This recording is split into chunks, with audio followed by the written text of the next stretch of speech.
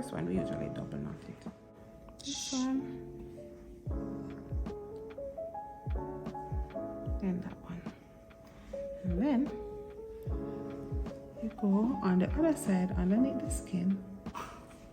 Why are you going through his fur?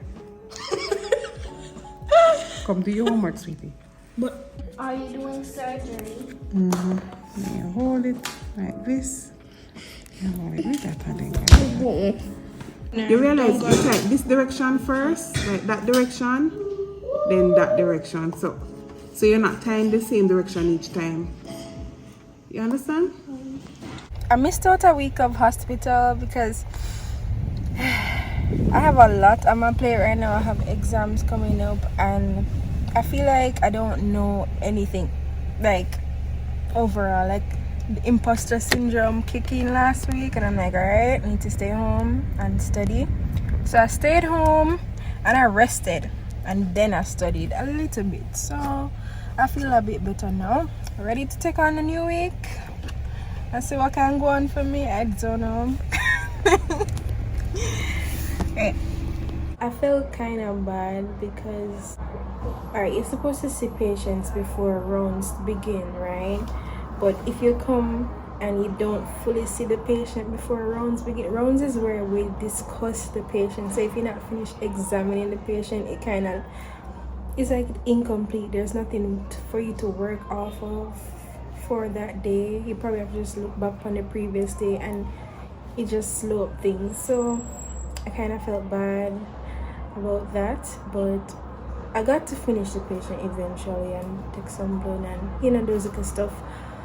But I'm hoping that tomorrow I'm gonna try and get here earlier tomorrow so I can do more like read up on the patients. But because by the time I come here, it's just speed running to get rounds started for the doctors are just coming to the rounds, so it's not really, I don't have enough time until like probably after rounds finish. Then I'd go through the patients and try to understand or see what was wrong. So yeah, that's the Monday. It's not Monday. That's the Tuesday update. I did not go to work yesterday. I didn't go to work yesterday, so I don't really have anything to say for Monday. I was hoping I could see Ralph, but I did not. So probably I'll get to see her tomorrow. I'm gonna leave because I have work now.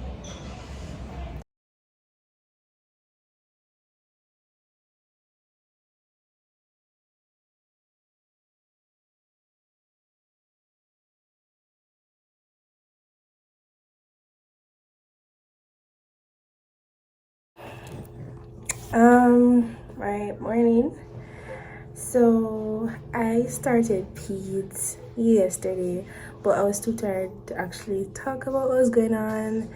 And at first we weren't really sure if we were going to be able to stay on the ward because every month or so there's a batch of UE students that will go to the hospital, and that batch can comprise of 4 or more persons.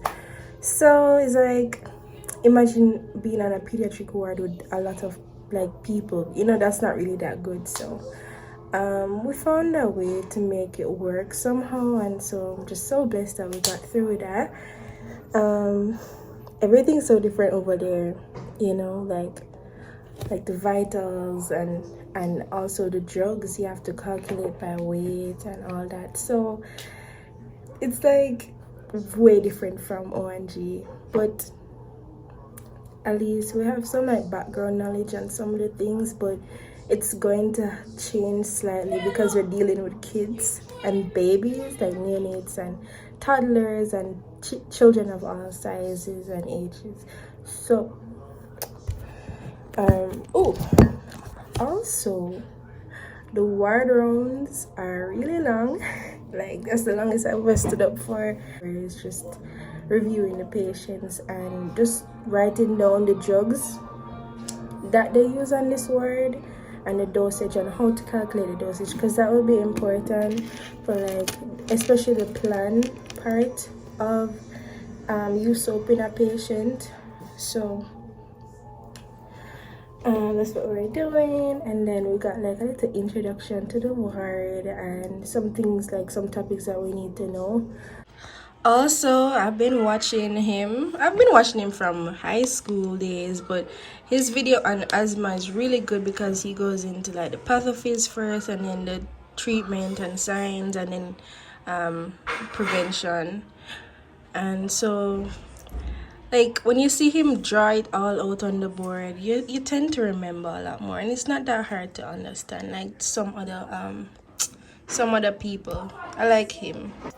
So I just wrote up like a sheet of what I'm going to do this week. I'm focusing on respiratory problems, issues. So I listed them out here, and then I'm putting the medications here. So I did asthma. So now I'm gonna move on to shortness of breath and try to understand that. Then pneumonia, then bronchiolitis. And the rounds don't really start until late, and they finish kind of late too. So in the meantime, I'm going to just study.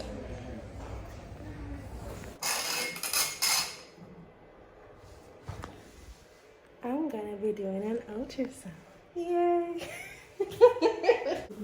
Climb up on the bed and lie down normally.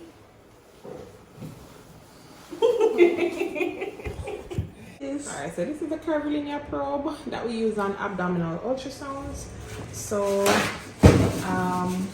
usually it's best to do the abdominal ultrasound or the pelvic ultrasound using the curvilinear probe when the bladder is full. So when you're doing the ultrasound, you'd look on the probe for a notch. Some of them will have just a line, some might have like that little dot there. So you know that this is gonna be how you hold the probe. Because if it's if it's held in this position, then it actually gonna change it's gonna disorient you. So you're not gonna know where up is, where down is, it disorients you. So the nut should be up. So the nut should be up, and different ultrasound probes will have it in different ways, but you basically look around. Okay, this part is smooth, look for the notch, find the notch. Okay, we know that this is up. And usually when you're turning the ultrasound, you turn in a anti-clockwise position. All right, sometimes we'll turn it a little bit in the clockwise position if we want to look for something depending on how it's positioned, but as a general rule, you turn the probe up and in an anti-clockwise position. So you notice that the ultrasound, it has gray scale, so we see things in kind of black and white. So dark means urine or fluid. So this is fluid here. So we know that that is fluid somewhere there. White, the whitest thing would be bone. Like, let me see if I can find a bone. So that's a bone here. White means bone. I think this is a bone. I don't know what bone you have there. So this is not bone, but it's pretty white. That's a bladder rim. So this is the uterus here. You see it's in between echogenicity, but when you look, it's homogeneous. Homogeneous meaning it's all the same echo pattern throughout. This is the endometrium here, which is a little bit more. Okay, so we talk about the ultrasound images. We refer to them in terms of echo pattern. So this is anechoic, meaning there are no echoes, or hypoechoic. So this here would be, the rim of the bladder would be echogenic. So here it's homogeneous, meaning that it has one echo pattern. You don't see like two different echo patterns. But in the endometrium, it's also smooth, and it doesn't have any, it just have merely one echo pattern mainly. That's normal. So because of this probe doesn't see, you don't see the ovaries clearly with this probe. So this probe would have to do like a transvaginal scan.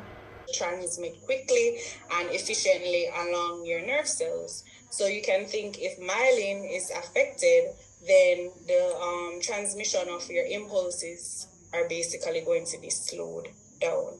They're not necessarily showcased here, but you also have your Schwann cell, and that's a type of glial cell. Not sure if everybody remembers that, but it aids in the maintenance function as well as the regeneration of your peripheral nerves. So I took a month off from school and just all that because it was just really hard to balance everything and I was overwhelmed. So now I'm just picking up the pace and like doing my homeworks, my overdue homework, and yeah, I feel like now I'm better able to manage, mentally. When I do it in my own timing, because otherwise I might just break down. So that's what I'm doing now. And so, since I'm on pneumonia today, I'm gonna try and find the pneumonia patients and like read their dockets and see like the treatment and like how to diagnose it and all that. So that when I go home and I review, like watch the YouTube videos, it will stick because I saw it today on the ward. So that's what I'm gonna start doing, like picking.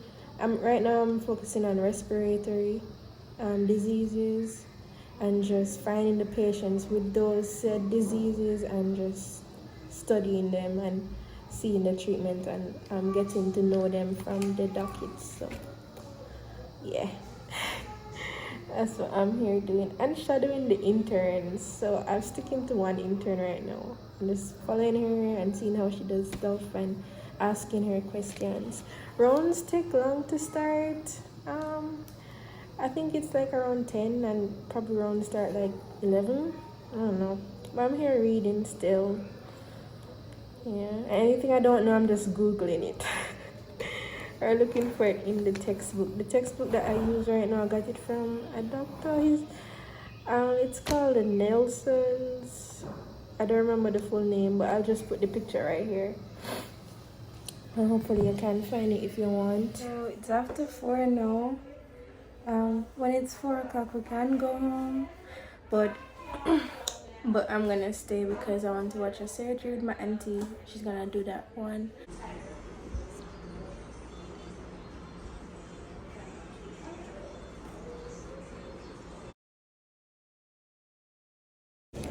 So I'm in the operating theater now. This is like one of my favorite places to be in the whole hospital. So waiting on the patient to come down and then prep for surgery.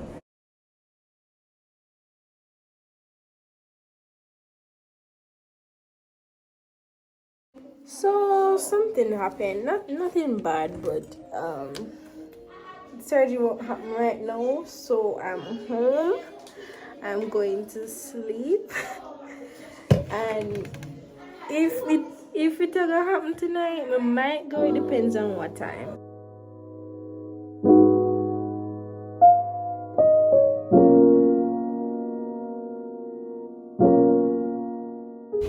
So we're back in OT.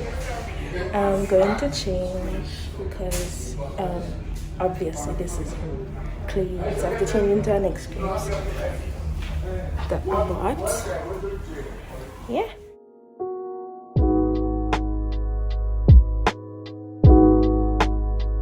So the surgery is not finished, but I want to go on the pediatrics ward to that's where Lori and Shama are right now because they're staying for night duty. So I'm gonna go over there and see what's going on. Oh, see, they can teach me something. It's like, is it 3 a.m. now? Yeah, I think it's 3 a.m. now. Yeah, but when I went home, I got some sleep, so that's not bad. At least I'm not like really tired right now. One thing about me, like I'll just fall asleep suddenly, anywhere, anytime that I want, which is good, especially I guess in this field.